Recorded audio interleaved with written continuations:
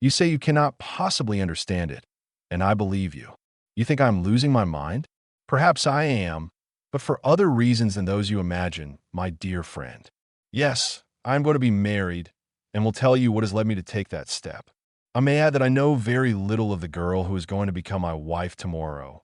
I have only seen her 4 or 5 times. I know that there is nothing unpleasing about her, and that is enough for my purpose. She is small, fair, and stout. So, of course, the day after tomorrow, I shall ardently wish for a tall, dark, thin woman. She is not rich and belongs to the middle classes. She is a girl such as you may find by the gross, well adapted for matrimony, without any apparent faults, and with no particularly striking qualities. People say of her, Emily Lajal is a very nice girl, and tomorrow they will say, what a very nice woman Madame Raymond is.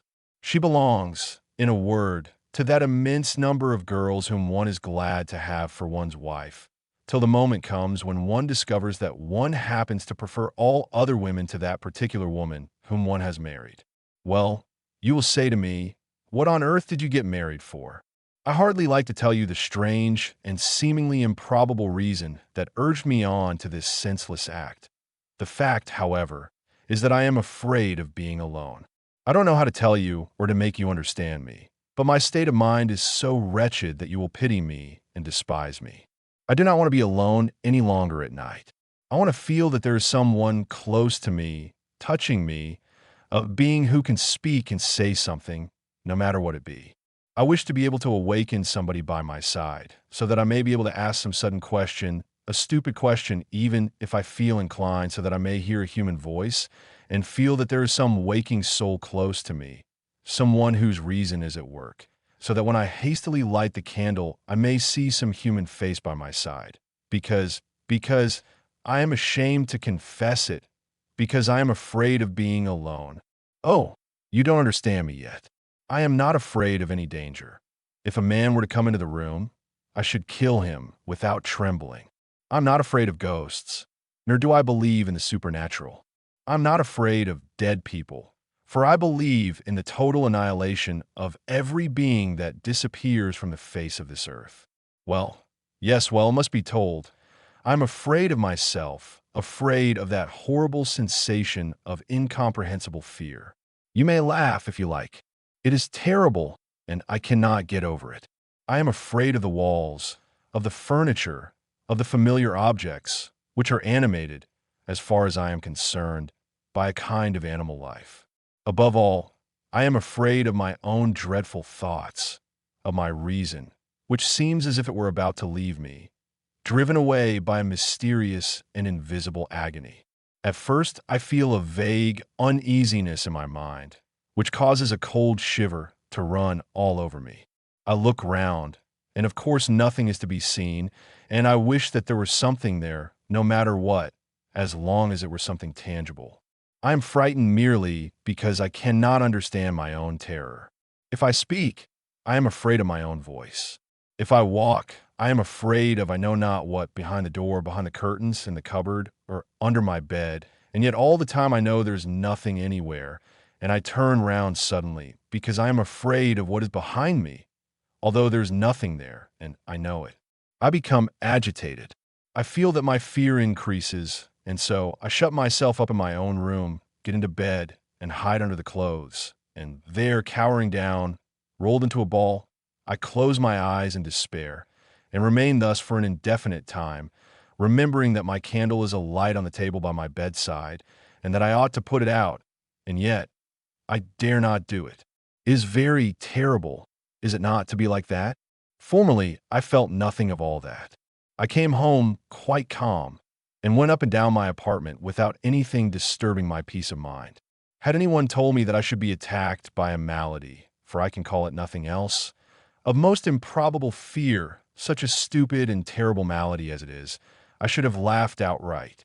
I was certainly never afraid of opening the door in the dark.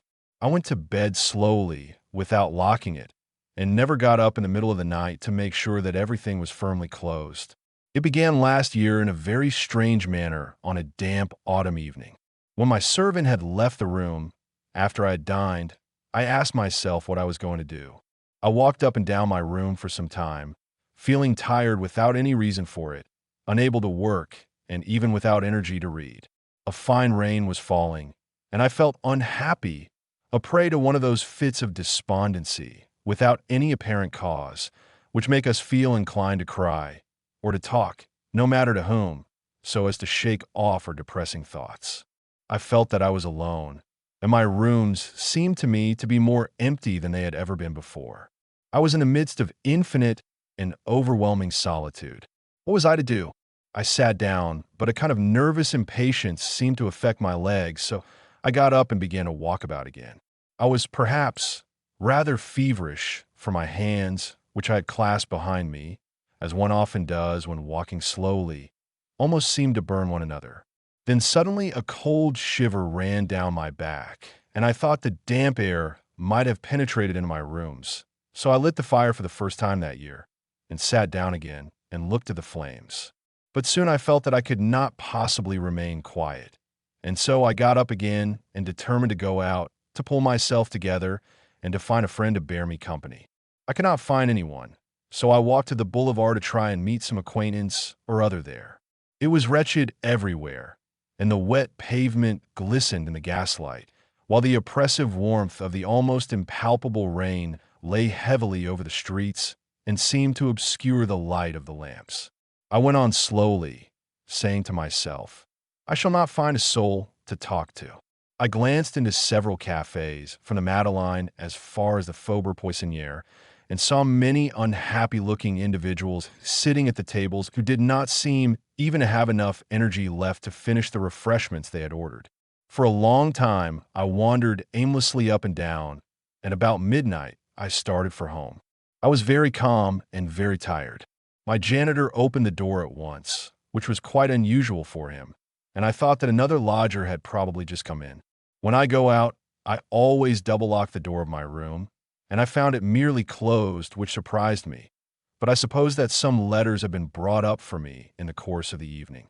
I went in and found my fire still burning so that it lighted up the room a little, and while in the act of taking up a candle, I noticed somebody sitting in my armchair by the fire, warming his feet with his back toward me. I was not in the slightest degree frightened. I thought, very naturally, that some friend or other had come to see me. No doubt the porter, to whom I had said I was going out, had lent him his own key. In a moment, I remembered all the circumstances of my return, how the street door had been opened immediately, and that my own door was only latched and not locked. I could see nothing of my friend but his head, and he had evidently gone asleep while waiting for me. So I went up to him to rouse him. I saw him quite distinctly. His right arm was hanging down, and his legs were crossed. The position of his head, which was somewhat inclined to the left of the armchair, seemed to indicate that he was asleep. Who can it be? I asked myself. I could not see clearly, as the room was rather dark, so I put out my hand to touch him on the shoulder, and it came in contact with the back of the chair. There was nobody there. The seat was empty. I fairly jumped with fright. For a moment, I drew back as if confronted by some terrible danger. Then I turned round again, impelled by an imperious standing upright, panting with fear, so upset that I could not collect my thoughts, and ready to faint. But I'm a cool man, and soon recover myself. I thought, it is a mere hallucination, that is all, and I immediately began to reflect on this phenomenon.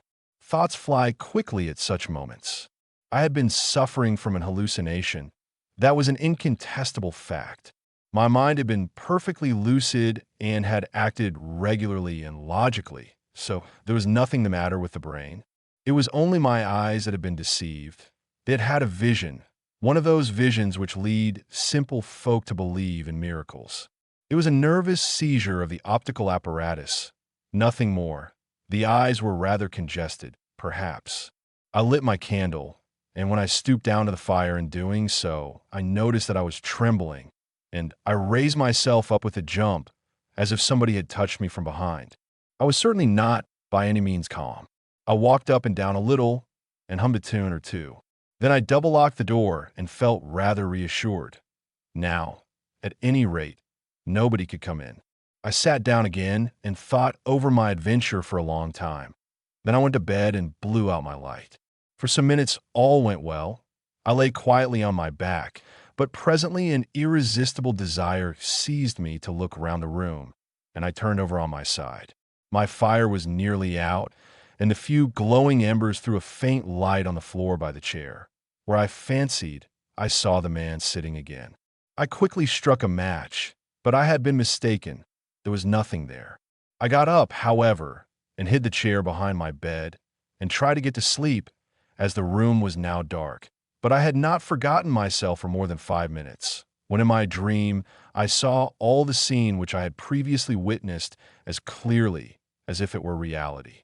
I woke up with a start, and having lit the candle, sat up in bed, without venturing even to try to go to sleep again. Twice, however, sleep overcame me for a few moments in spite of myself, and twice I saw the same thing again till I fancied I was going mad. When day broke, however, I thought that I was cured, and slept peacefully till noon. It was all past and over. I had been feverish, had had the nightmare. I know not what. I had been ill, in fact, but yet thought I was a great fool. I enjoyed myself thoroughly that evening. I dined at a restaurant and afterward went to the theater and then started for home. But as I got near the house, I was once more seized by a strange feeling of uneasiness. I was afraid of seeing him again. I was not afraid of him, not afraid of his presence, in which I did not believe, but I was afraid of being deceived again. I was afraid of some fresh hallucination, afraid lest fear should take possession of me. For more than an hour, I wandered up and down the pavement. Then, feeling that I was really too foolish, I returned home. I breathed so hard that I could hardly get upstairs and remained standing outside my door for more than 10 minutes. Then suddenly I had a courageous impulse, and my will asserted itself. I inserted my key into the lock and went into the apartment with a candle in my hand. I kicked open my bedroom door, which was partly open, and cast a frightened glance toward the fireplace. There was nothing there. Gosh, what a relief and what a delight. What a deliverance. I walked up and down briskly and boldly, but I was not altogether reassured and kept turning round with a jump. The very shadows in the corners disquieted me. I slept badly and was constantly disturbed by imaginary noises, but did not see him. No, that was all over. Since that time, I have been afraid of being alone at night. I feel that the specter is there, close to me, around me, but it has not appeared to me again. And supposing it did, what would it matter, since I do not believe in it and know that it is nothing? However, it still worries me, because I am constantly thinking of it. His right arm hanging down and his head inclined to the left like a man who was asleep. I don't want to think about it. Why, however, am I so persistently possessed with this idea? His feet were close to the fire. He haunts me. It is very stupid, but who and what is he? I know that he does not exist except in my cowardly imagination, in my fears, and in my agony. There, enough of that. Yes, it is all very well for me to reason with myself, to stiffen my backbone, so to say. But I cannot remain at home because I know he is there. I know I shall not see him again. He will not show himself again. That is all over. But he is there, all the same, in my thoughts. He remains invisible, but that does not prevent his being there. He is behind the doors, in the clothes cupboard, in the wardrobe, under the bed, in every dark corner. If I open the door or the cupboard, if I take the candle to look under the bed and throw a light on the dark places, he is there no longer, but I feel that he is behind me. I turn round, certain that I shall not see him, that I shall never see him again, but for all that, he is behind me. It is very stupid, it is dreadful, but what am I to do? I cannot help it. But if there were two of us in the place, I feel certain that he would not be there any longer. For he is there just because I am alone, simply and solely because I am alone.